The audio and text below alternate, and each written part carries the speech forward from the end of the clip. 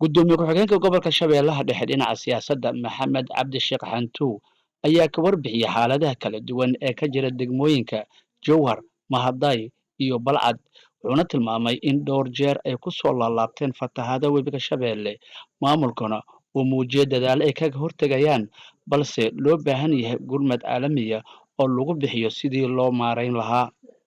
هذا ما استعب على أرنتاس واحد بدنا كقبلنا حقيقي أدوس المعمل واحد قبلنا هنا أنت لبعت إليك زيادة هذا حقيقة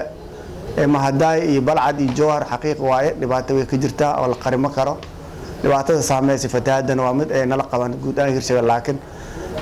حلية دي أود بيس وحأقدر قبل الشباب هذا ده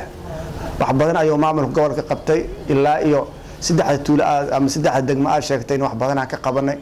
inkastoo gobolka uusan saameynta fatahaadaha uusan awooddaas buuran uusan ku yeelan karin laakiin inta tabartooda way xakameeyeen wax badanna way qabteen waxaan rajaynaynaa marka hay'adda gargaarka iyo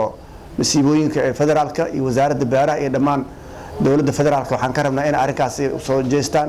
maxaa yeelay dadka dalagooda uu baaba'ay beerahooda way baaba'een guryahooda way baaba'een Abubakar Maxamed Bacadle warbaahinta qaranka caasimadda dowlad goboleedka Hirshabelle